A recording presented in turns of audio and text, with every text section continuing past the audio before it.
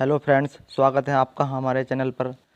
जैसा कि आपको पता है, हमारे चैनल पर जीके की सीरीज चल रही है, जिसमें आज हमारा तीसरा पार्ट है बौद्ध धर्म और जैन धर्म, जिसमें आज हम देखेंगे एसएससी द्वारा पूछे गए प्रीवियस ईयर क्वेश्चन जो आगामी परीक्षाओं के लिए महत्वपूर्ण है। तो आइए चलते हैं इन प्रश्नों की ओर जो बहुत ही महत्वपूर्ण है।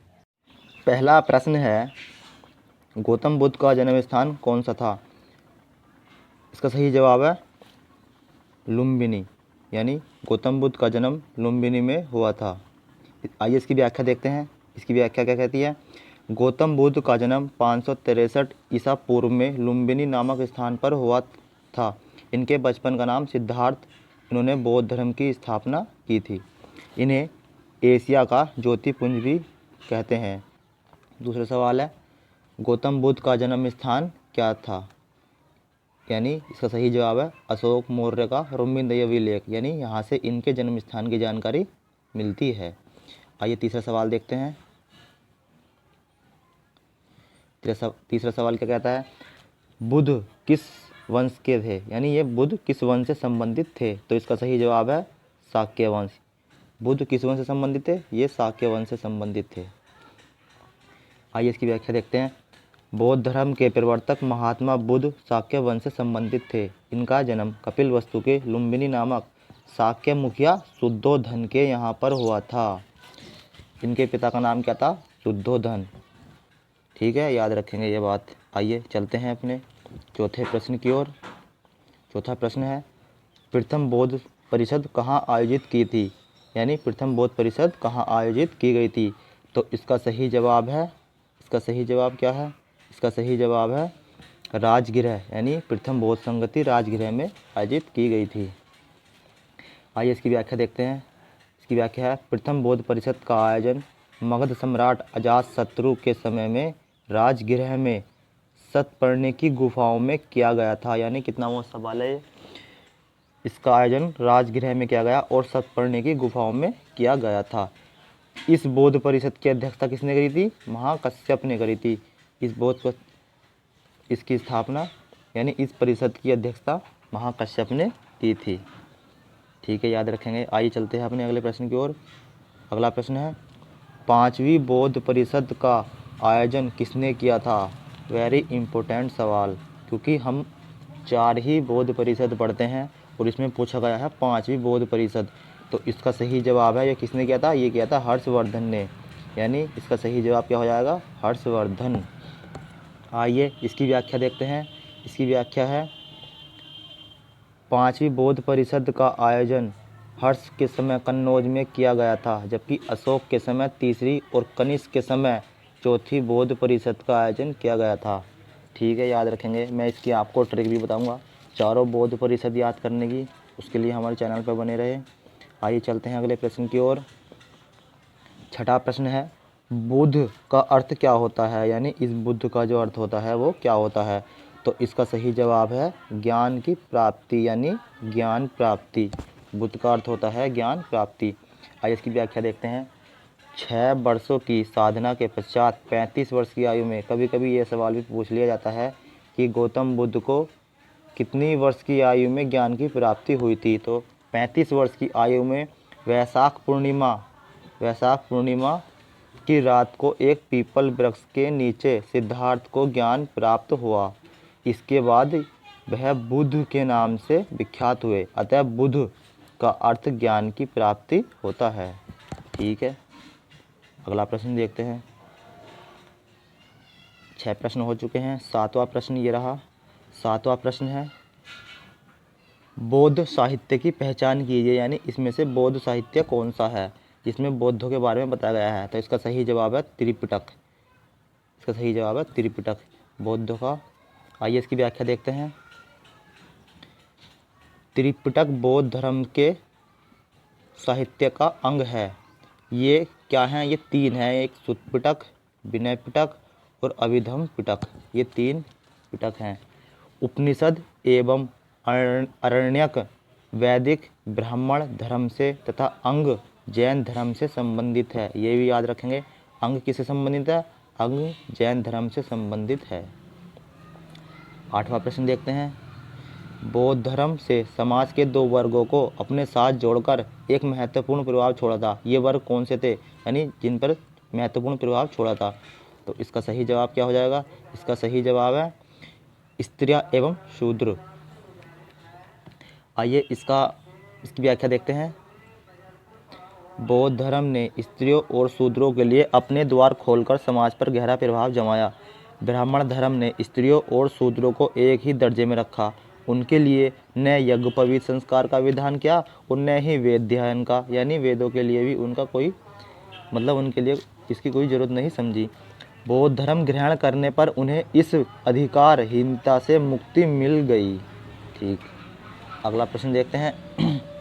9वां प्रश्न है, बुद्ध ने अपना प्रथम प्रवचन कहाँ दिया था, यानी बुद्ध ने अपना प्रथम प्रवचन कहाँ दिया था? तो इसका सही जवाब क्या हो जाएगा? इसका सही जवाब है सारनाथ में। आइए देखते हैं इसकी व्याख्या। इसकी व्याख्या है, बुद्ध ने अपना प्रथम प्रवचन सारनाथ के ऋषि पत्तनम में दिया था। प्रथम बौद्ध ग्रंथों में, जिसे बौद्ध ग्रंथों में धर्म चक्र प्रवर्तन कहा गया, यानी उन्होंने जब अपना पहला उपदेश दिया था तो इसे क्या कहा गया? इसे कहा गया धर्म चक्र प्रवर्तन। और जी बुद्ध ने अपने उपदेश जनसाधारण की पाली भाषा में दिए थे। किस भाषा में? पाली भाषा में। बिल्कुल इम्पोर्टेंट सवाल है। इन्होंने अपने जो उपदेश दिए वे पाली भाषा में दिए थे। आइए चलते हैं 10वें प्रश्न की ओर। 10वां प्रश्न है, बौद्ध धर्म निम्न में से किन मतों पर विश्वास करता है, यानी बौद्ध धर्म को किन मतों पर विश्वास था? तो इसका सही जवाब क्या हो जाएगा? आइए पहले ऑप्शन पढ़ते हैं। पहला ऑप्शन है दुनिया दुखों से भरी है, बिल्कुल सही जवाब है। दूसरा बी ऑप्शन है लोगों को दुख उनकी इच्छाओं के कारण ही होते हैं, बिल्कुल सही बात है ये भी। तीसरा ऑप्शन है यदि इच्छाओं पर काबू पा लिया जाए तो निर्वाण मिल जाएगा, बिल्कुल सही बात है, हमारी भी यही इच्छा होती है। और चौथा ऑप्शन पढ़ते हैं। चौथा ऑप्शन क्या है? चौथा ऑप्शन है ईश्वर और आत्मा के अस्तित्व को अस्वीकार करना चाहिए। ये ऐसा बिल्कुल नहीं कहा गया था। तो इसमें कौन सा हमारा सही जवाब हो जाएगा? इसमें सही जवाब हो जाएगा सी ऑप्शन, यानी ए बी सी सही है और ये डी ऑप्शन जो है गलत है। आइए चलते हैं आगे प्रश्न की ओर। 10 प्रश्न हो चुके हैं। अगला प्रश्न 11वां प्रश्न। 11वां प्रश्न ये रहा। 11वां प्रश्न है, धातु से बने सिक्के सबसे पहले प्रकट कहाँ हुए थे, यानी सबसे पहले धातु के सिक्के किस समय में चलाए गए? इसका सही जवाब है बुद्ध के काल में। बुद्ध के काल में धातु के सिक्के चलाए गए। आइए इसकी व्याख्या देखते हैं। इसकी व्याख्या क्या है? भारत के प्राचीनतम धातु के सिक्के जो 5वीं अथवा 6ठी शताब्दी ईसा पूर्व, यानी बुद्ध के समय के हैं, इन्हें पंचमार्क और आहत सिक्के कहा गया। वेरी इंपॉर्टेंट सवाल, इसे आप लिख ले। जिसे क्या कहा गया? पंचमार्क और आहत सिक्के कहा गया। चलते हैं आगे देखते हैं। ये अधिकांशतः चांदी के थे, ये सिक्के चांदी के थे, परंतु कुछ तांबे के आहत सिक्के भी प्राप्त हुए हैं, यानी तांबे के सिक्के को क्या कहते थे? आहत कहते थे। इन्हें आहत इसलिए कहा जाता था क्योंकि इन पर अलग से ठप्पा लगाकर यानी ठप्पा मारकर विभिन्न प्रतीक अंकित किए गए थे।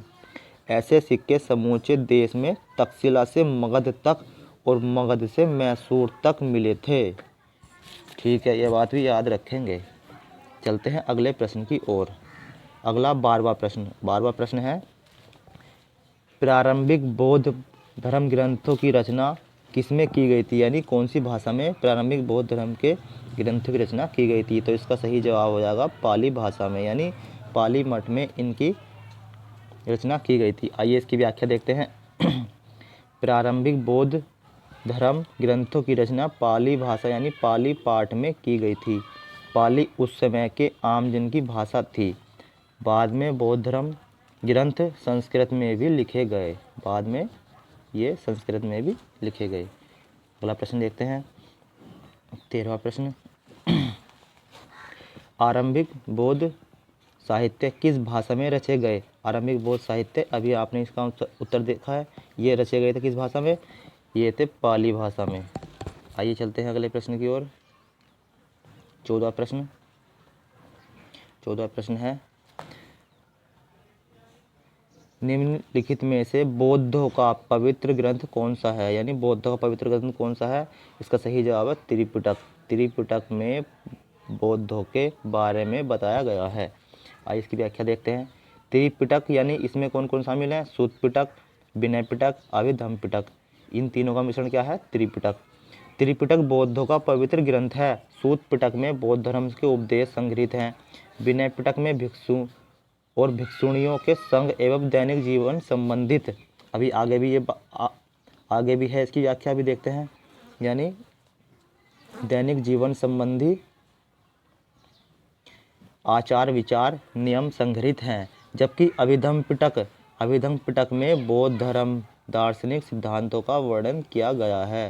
यानी अभिधम्म पिटक में बौद्ध दार्शनिक सिद्धांतों का वर्णन है। ठीक है, आइए चलते हैं अपने अगले प्रश्न की ओर। 15वां प्रश्न बहुत ही इम्पोर्टेंट प्रश्न। कौन सा एक भारत में उत्पन्न सबसे बाद वाला बौद्ध धर्म ग्रंथ है? यानी जो सबसे बाद में बौद्ध धर्म ग्रंथ था। तो इसका सही जवाब क्या हो जाएगा? इसका सही जवाब हो जाएगा वाम सात पाक सिनी। बिल्कुल आसानी से याद कर सकते हैं आप इसे, टुकड़ों में तोड़ तोड़ कर इसे याद करना होगा। वाम सात पाक सिनी, इसका सही जवाब हो जाएगा वाम सात पाक सिनी। आइए इसकी व्याख्या देखते हैं। इसकी व्याख्या क्या कहती है? उपयुक्त विकल्पों में से भारत में सबसे बाद में जो बौद्ध धर्म ग्रंथ है उसका नाम क्या है? वाम सात पाक सिनी। इसकी रचना 10वीं शताब्दी में की गई थी। इसकी रचना 10वीं शताब्दी में की गई थी। आइए देखते हैं 16वां प्रश्न। 16वां प्रश्न है, बौद्ध धर्म में बुल का संबंध उनके जीवन की किस घटना से? यानी बुल यानी सांड, इसे इंग्लिश में भी याद रखेंगे। सांड को इंग्लिश में क्या कहते हैं? बुल कहते हैं। तो इसका संबंध किस घटना से था? तो इसका सही जवाब क्या हो जाएगा? उनके जन्म के बारे में इसे जानकारी मिलती है। उनके जन्म के बारे में इसे जानकारी हमें क्या मिलती है? कमल व सांड का संबंध बुद्ध के जन्म से, घोड़ा गृह त्याग से, पीपल यानी बोधि वृक्ष ज्ञान से पद चिन्ह निर्वाण से एवं स्तूप का संबंध मृत्यु से है। समझ में आ गई आपकी बात? यानी पद चिन्ह निर्वाण से, स्तूप का संबंध मृत्यु से है। आइए चलते हैं अगले प्रश्न की ओर। अगला प्रश्न यानी 17वां प्रश्न है, भारत में 5वीं शताब्दी के प्राचीन विश्वविद्यालय की स्थापना कहाँ की गई थी? यानी जो 5वीं शताब्दी में स्थापित किया गया विद्यालय था, तो इसका सही जवाब हो जाएगा नालंदा में। यानी इसकी स्थापना नालंदा में की थी। आइए देखते हैं इस प्रश्न की व्याख्या। भारत में नालंदा विश्वविद्यालय की स्थापना 5वीं शताब्दी में कुमारगुप्त प्रथम के द्वारा की गई थी। प्रसिद्ध चीनी यात्री हुएनसांग ने यहाँ 18 महीने रहकर अध्ययन किया था। कितने महीने? 18 महीने। इसके समय में शीलभद्र यहाँ के कुलपति थे। शीलभद्र कौन थे? यहाँ के कुलपति। नालंदा विश्वविद्यालय के प्रसिद्ध विद्वानों में चंद्रगोमिन, शांति रक्षित, कश्मीरी भिक्षुक, पद्म संभव शामिल थे। इन तीनों का नाम आपको याद रखने हैं क्योंकि कभी कभी इनको भी पूछ लिया जाता है। आइए देखते हैं अगला प्रश्न, 18वां प्रश्न है, बुद्ध को प्रबोध कहाँ प्राप्त हुआ था? यानी बुद्ध को प्रबोध कहाँ प्राप्त हुआ था? इसका सही जवाब क्या हो जाएगा? बोध गया में। यानी बुद्ध को ज्ञान की प्राप्ति बोध गया में हुई थी। आइए देखते हैं इस प्रश्न की व्याख्या। बुद्ध को ज्ञान बोध गया में प्राप्त हुआ था, इतनी ही व्याख्या है इसकी। आइए अगले प्रश्न की ओर चलते हैं। 19वां प्रश्न है, बुद्ध धम्म और संघ मिलकर क्या कहलाए? यानी बुद्ध धम्म और संघ मिलकर क्या कहलाते हैं? तो ये कहलाते हैं त्रिरत्न। ये क्या कहलाते हैं? ये कहलाते हैं त्रिरत्न। आइए इसकी व्याख्या देखते हैं। बौद्ध धर्म के त्रिरत्न हैं बुद्ध, धम्म और संघ। ये तीनों इसके रत्न है। बौद्ध धर्म में संघ का महत्वपूर्ण स्थान है। यह त्रिरत्नों में से एक अनिवार्य अंग है। सारनाथ में अपना प्रथम उपदेश देने के बाद बुद्ध 5 ब्राह्मण शिष्यों के साथ संघ की स्थापना की। यही त्रिरत्न बौद्ध शिष्यों का प्रमुख श्लोक बन गए थे। इसमें क्या कहा गया था? आइए देखते हैं। बुद्धं शरणं गच्छामि और धम्म शरणं गच्छामि और संघम शरणं गच्छामि। ये इसके 3 श्लोक बन गए थे। यानी पहला बुद्धम शरणम गच्छामि, दूसरा धम्मम शरणम गच्छामि और तीसरा संघम शरणम गच्छामि। ठीक है, चलते हैं अगले प्रश्न की ओर। अगला प्रश्न है 20वां प्रश्न, बहुत ही मस्त प्रश्न है ये भी। सब इच्छा का कष्ट कारण है, यानी इच्छा सब कष्टों का कारण है। इसका प्रचार करने वाला धर्म कौन सा था? तो ये आपको पता ही है। इसका प्रचार किसने किया था? बौद्ध धर्म ने इसका प्रचार किया था। इसकी व्याख्या देखते हैं। इच्छा अर्थात तृष्णा सब कष्टों का कारण है। इसका प्रचार करने वाला धर्म बौद्ध धर्म है। बौद्ध धर्म के चार आर्य सत्य क्या हैं? दुख समुदाय, दुख निरोध और दुख निरोध गामिनी है। ये इसके चार आर्य बिल्कुल सत्य हैं। आइए चलते हैं अपने 21वें प्रश्न की ओर। 21वां प्रश्न है बौद्ध के पवित्र अवशेषों पर निर्मित गुंबदाकार छत वाली अर्ध गोलाकार संरचना को क्या कहते हैं? बहुत ही आसान सवाल। इसको क्या कहते हैं? स्तूप कहते हैं। देखिए दोस्तों, ये सवाल कहीं ना कहीं परीक्षा में पूछे गए हैं, जब भी मैं करा रहा हूँ, क्योंकि ये देखिए एसएससी की MTS परीक्षा यानी 2014 में पूछा गया था। तो ये सभी वे प्रश्न हैं जो कहीं ना कहीं पूछे गए हैं। तो ये एसएससी की आगामी परीक्षाओं के लिए इम्पोर्टेंट हो जाते हैं, क्योंकि कभी भी पूछे जा सकते हैं। तो आइए इस सवाल की व्याख्या और देख लेते हैं। इस सवाल में क्या कहा है? बौद्धों के पवित्र अवशेष निर्मित गुंबदाकार छत वाली अर्ध गोलाकार संरचना जिसे स्तूप कहते हैं, इसी स्तूप को चैत्य भी कहा जाता है। इसी स्तूप को चैत्य भी कहा जाता है। ठीक है, अगला प्रश्न देखते हैं। 22वां प्रश्न है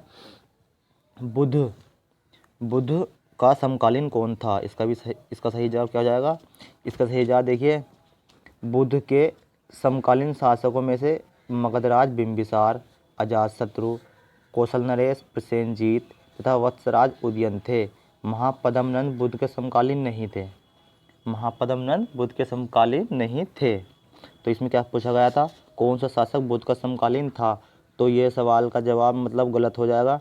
इसमें ये तीनों ही इसके समकालीन थे, बिंबिसार भी, अजातशत्रु भी और उदयन भी। इसमें इन्होंने ये गलत छाप दिया। ठीक है, अगला सवाल देखते हैं। 23वां सवाल है बुद्ध की मृत्यु किस वर्ष हुई थी? तो इसका बहुत ही आसान जवाब है, बुद्ध की मृत्यु 483 ईसा पूर्व में हुई थी। आइए इसकी व्याख्या देखते हैं। गौतम बुद्ध की मृत्यु 483 ईसा पूर्व में 80 वर्ष की आयु में कुशीनगर में, यानी कुशीनारा भी इसे कहते हैं, कुशीनगर में हुई थी। इसे बौद्ध ग्रंथों में क्या कहा गया? महापरिनिर्वाण कहा गया। आइए चलते हैं अगले प्रश्न की ओर। 24वां प्रश्न भारतीय इतिहास में निम्नलिखित युगों में से किसके दौरान क्षत्रिय एक विशिष्ट पहचान रखते थे? यानी क्षत्रिय जो थे विशिष्ट पहचान रखते थे। तो ये बौद्ध धर्म के समय में है। इसमें बौद्ध धर्म के समय में क्षत्रिय एक विशिष्ट पहचान रखते थे। आइए देखते हैं इसकी व्याख्या। बौद्ध युग में क्षत्रिय एक विशिष्ट पहचान रखते थे। महात्मा बुद्ध एवं महावीर स्वामी स्वयं क्षत्रिय कुल के थे। बौद्धकालीन ग्रंथ अगुंतर निकाय में महाजनपदों की सूची प्राप्त होती है, जिसके अधिकतर साक्ष्य क्षत्रिय कुल के थे। अधिकतर साक्ष्य क्षत्रिय कुल के थे। किससे थे? ये थे महाजनपद की, जो जिससे मिलती है अगुंतर निकाय से। इसकी जानकारी कहाँ से मिलती है? अगुंतर निकाय से। तो ये भी मोस्ट सवाल है। आइए चलते हैं अगले सवाल की ओर। 25वां प्रश्न है महावीर कौन थे? आइए ये यहाँ से हमारा जैन धर्म शुरू हो चुका है। तो ये बौद्ध धर्म के सवाल समाप्त हो चुके हैं। 25 सवाल, ये सवाल है महावीर कौन थे? तो इसका सही जवाब है ये 24वें तीर्थंकर थे। महावीर जैनियों के 24वें तीर्थंकर एवं जैन धर्म के वास्तविक संस्थापक माने जाते हैं। इसके 23वें तीर्थंकर कौन थे? पार्श्वनाथ। इसके 23वें तीर्थंकर कौन से? पार्श्वनाथ थे। और पहले थे ऋषभ देव। यानी पहले कौन से थे? पहले थे ऋषभ देव। ये भी आप याद रखेंगे। पहले ऋषभ देव और 23वें तीर्थंकर थे पार्श्वनाथ। ये देखिए यहाँ पर अगला सवाल 26वां सवाल है भारत में जैन धर्म का संस्थापक कौन था? इसका सही जवाब आपने अभी पढ़ा, महावीर। आइए चलते हैं इसकी व्याख्या देखते हैं। व्याख्या बहुत ही अच्छी है इसकी व्याख्या। भारत में जैन धर्म के प्रथम तीर्थंकर ऋषभदेव या आदिनाथ को माना जाता है। इनका प्रथम उल्लेख ऋग्वेद के 22वें तीर्थंकर अरिष्टनेमि के साथ मिलता है। 23वें तीर्थंकर पार्श्वनाथ तक जैन धर्म के अनुयायियों को निर्ग्रंथ कहा गया था। लेकिन महावीर स्वामी द्वारा जैन भिक्षुओं के विस्तार के साथ इसका नाम जैन धर्म कर दिया गया। यानी वास्तविक जो संस्थापक थे वो थे महावीर स्वामी। आइए चलते हैं अगले प्रश्न की ओर। 26 प्रश्न हो चुके हैं। 27वां प्रश्न ये रहा, बहुत ही मोस्ट सवाल। वर्धमान महावीर ने परिनिर्वाण कहाँ प्राप्त किया था? तो ये इन्हें कहाँ, पावापुरी में। इनकी मृत्यु कहाँ हुई थी? पावापुरी में। वर्धमान महावीर ने मल्ल महाजनपद की राजधानी पावापुरी, जिसे पावा में निर्माण प्राप्त किया था। पावा भी कहते हैं। पावापुरी बिहार राज्य के नालंदा जिले में स्थित है। नालंदा जिले में स्थित है। जैन धर्म के 24वें तीर्थंकर महावीर स्वामी थे। 23वें तीर्थंकर पार्श्वनाथ और पहले तीर्थंकर आदिनाथ थे, जिसे हम क्या कहते हैं? ऋषभ देव भी कहते हैं। आइए चलते हैं 28वें प्रश्न की ओर। 28वां प्रश्न है, जैन साहित्य को क्या कहते हैं? जैन साहित्य को क्या कहते हैं? अंग कहते हैं। अंग। जैन साहित्य को अंग या आगम। जैन साहित्य को आगम सिद्धांत कहा जाता है। इसके अंतर्गत 12 अंग, 12 उपांग, 10 प्रकीर्ण और 6 छेद सूत्र, 4 मूल सूत्र एवं अनुयोग सूत्र आते हैं। बौद्ध धर्म को त्रिपिटक भी कहा जाता है। यह आपने अभी पढ़ ही लिया है। आइए चलते हैं अपने 29वें प्रश्न की ओर। प्राचीन भारत का प्रसिद्ध वह शासक कौन था जिसने अपने जीवन के अंतिम दिनों में जैन धर्म स्वीकार कर लिया था? बहुत ही मोस्ट सवाल है, इंपॉर्टेंट सवाल है ये, मोस्ट बिल्कुल। तो उसका सही जवाब है चंद्रगुप्त मौर्य। इन्होंने जैन धर्म स्वीकार कर लिया था श्रवणबेल गोला में। आइए चलते हैं, इसकी व्याख्या देखते हैं। चंद्रगुप्त मौर्य ने अपने जीवन के अंतिम दिनों में जैन धर्म अपना लिया था। उसने जैन साधु भद्रबाहु से जैन धर्म की दीक्षा लेकर श्रवणबेलगोला, ये कर्नाटक में पड़ता है, था श्रवणबेलगोला में स्थित चंद्रगिरी की पहाड़ियों पर। कहाँ पर? चंद्रगिरी की पहाड़ियों पर 298 ईसा पूर्व में उपवास के द्वारा अपना शरीर त्याग दिया था। कहाँ पर? चंद्रगिरी की पहाड़ियों पर उपवास के द्वारा।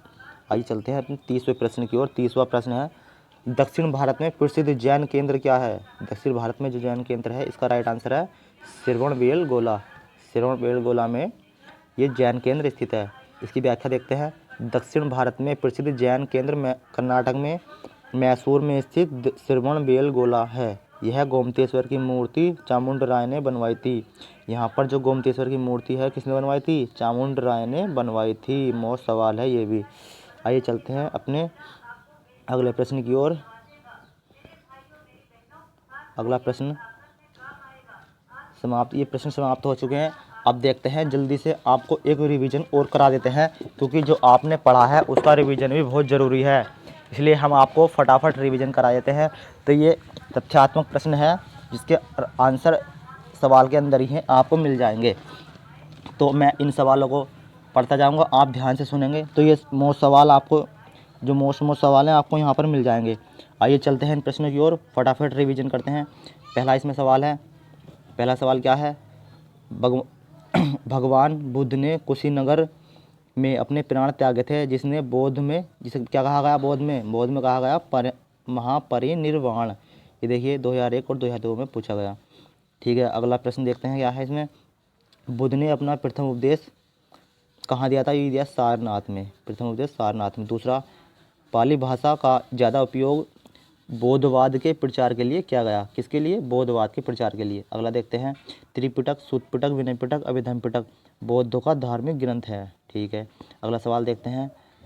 अगला सवाल में अजंता की गुफाओं पर उत्कीर्ण कुछ कलाकृतियों का संबंध किससे है? गुप्त काल से है। बिल्कुल मोस्ट सवाल है। अजंता की गुफाओं पर उत्कीर्ण कुछ कलाकृतियों का संबंध किस काल से है? गुप्त काल से है। अगला, चित्रकला की गांधार शैली का सूत्रपात महायान संप्रदाय द्वारा किया गया। किसके द्वारा? महायान संप्रदाय के द्वारा इसका जो सूत्रपात किया गया था। चित्रकला कौन सी? गांधार शैली का। बौद्धों के विश्वास के अनुसार गौतम बुद्ध का अगला अवतार कौन था? मैत्रेय। मैत्रेय किसे? गौतम बुद्ध का अगला अवतार किसे माना गया? मैत्रेय को माना गया। अगला देखते हैं, प्रसिद्ध अजंता गुफाओं में उत्कीर्णन का काम सबसे पहले सातवाहन के शासकों के द्वारा किया गया था। कहाँ पर? अजंता की गुफाओं में उत्कीर्णन का सबसे पहले जो कार्य किया गया था। बहुत ही मोस्ट सवाल है ये। अगला सवाल देखते हैं, अफगानिस्तान में बुद्ध की 2 विशाल मूर्तियों को बामियान में नष्ट किया गया था। ठीक है, ये कुछ आता है कि बामियान कहाँ पर है, तो ये कहाँ पर है? अफगानिस्तान में है बामियान। अगला देखते हैं, तमिल का गौरव ग्रंथ जीवक चिंतामणि जैन धर्म से संबंधित है। इसे देखते हैं एक बारी और। तमिल का जो गौरव ग्रंथ है चिंतामणि, उसे जैन धर्म से संबंधित माना जाता है, यानी वो जैन धर्म से संबंधित है चिंतामणि। जैनियों के प्रथम तीर्थंकर ऋषभदेव थे। लॉर्ड महावीर की मृत्यु मल्ल गणराज्य की राजधानी कहाँ हुई थी? ये पावापुरी में हुई थी। महावीर की माता का नाम क्या था? तिरसला। अगला देखते हैं, लॉर्ड महावीर का 26वां जन्मोत्सव कब मनाया गया? ये सन 2000 ईस्वी में मनाया गया था, क्योंकि ये 26वां जन्मोत्सव था इनका कब? सन 2000 में। तो ये सवाल कब पूछा गया? 1999 में पूछा गया था, यानी उस समय का करंट का सवाल था जो ये पूछा गया था। हमारा अंतिम सवाल है कि महावीर का जन्म जातक कुल के क्षत्रिय गोत्र में हुआ था। क्या? महावीर का जन्म क्षत्रिय गोत्र में हुआ था। तो इस प्रकार हमारे ये सवाल यहाँ पर समाप्त हो चुके हैं। तो इस प्रकार ये टॉपिक हमारे यहाँ पर समाप्त होता है, बौद्ध धर्म और जैन धर्म। इससे संबंधित जितने भी इम्पोर्टेंट प्रश्न थे वो हमने इस टॉपिक में कवर कर लिए हैं। तो आपको इस टॉपिक से जो भी प्रश्न थे वो याद हो चुके होंगे। हमने 30 मिनट की इस क्लास में अपने बौद्ध धर्म और जैन धर्म को कवर कर लिया है। तो आइए अब हम चलते हैं इस क्लास के अंतिम समय की ओर। तो अगला टॉपिक हम आपको जल्दी ही बताएंगे। तो ये वीडियो अगर आपको अच्छी लगी तो कृपया लाइक करें, शेयर करें और चैनल को सब्सक्राइब कर दें और हमारे साथ जुड़े रहें।